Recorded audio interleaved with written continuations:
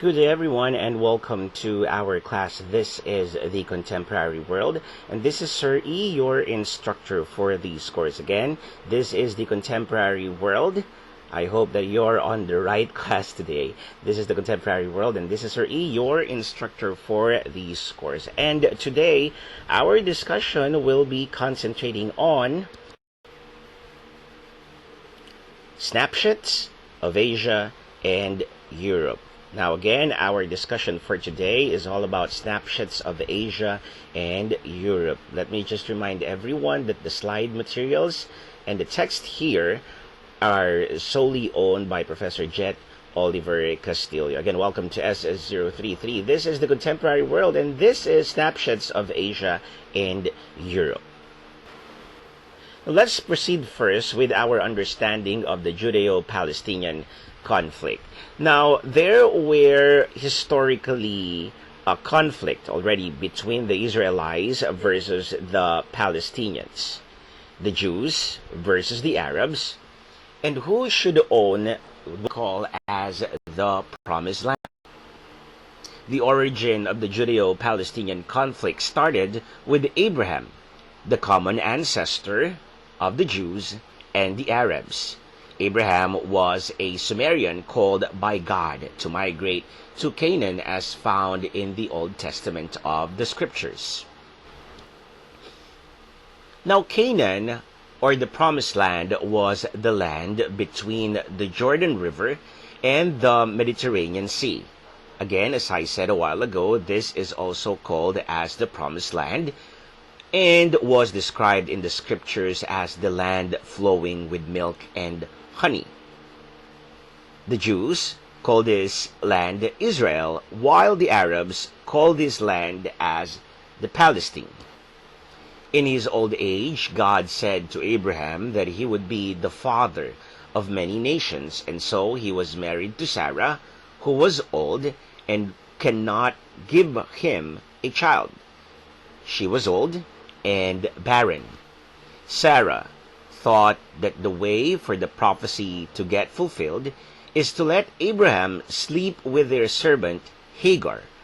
And so Abraham had a son with Hagar, and he named him Ishmael. Later, by miracle, Sarah bore a child too, and they named him Isaac. This was the promise of Yahweh to Abraham that Sarah would bear a child even in her old age. Then Sarah sent away Hagar and Ishmael. They lived as nomads in the desert. Ishmael's descendants became the Arab nations. Meanwhile, Isaac's descendants continued to live in Canaan, and they became the nation of Israel.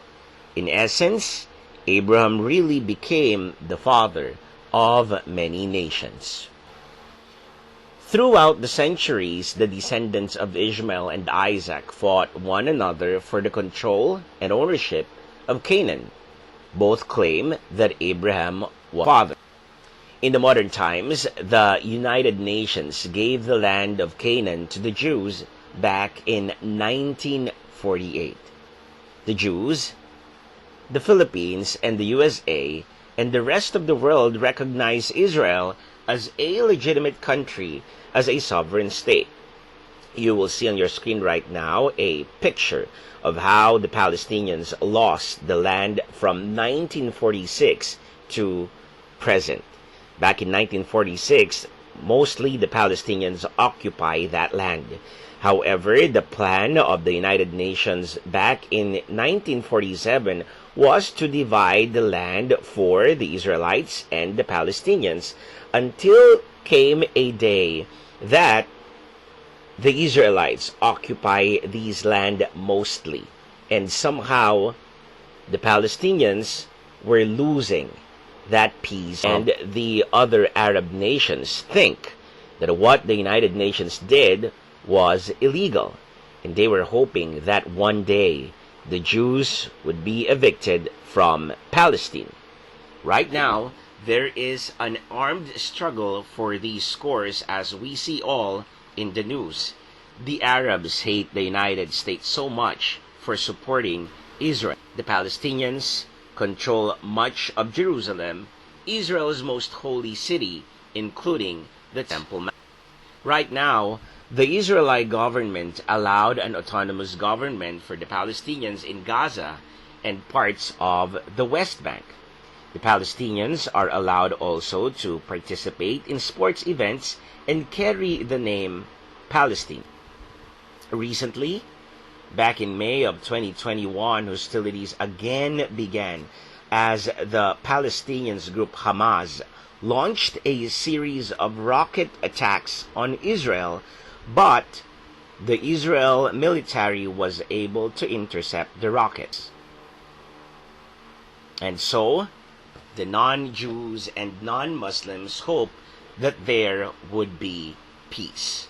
For the Palestinians and the Jews, peace would only happen if their rival is evicted from the land.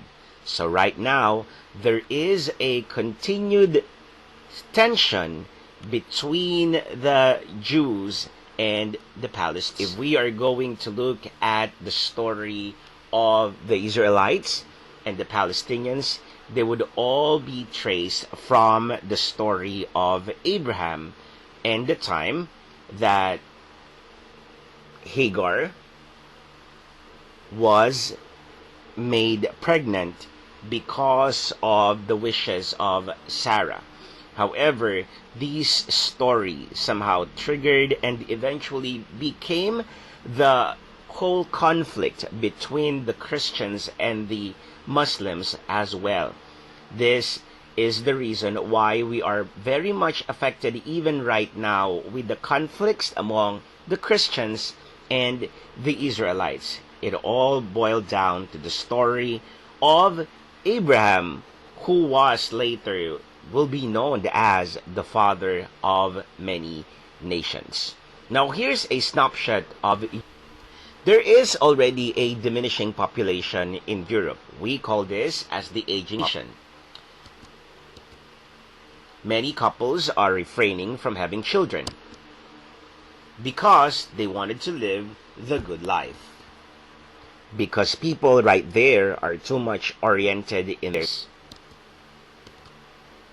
The result is that when they grow old and die, nobody will replace them in the population.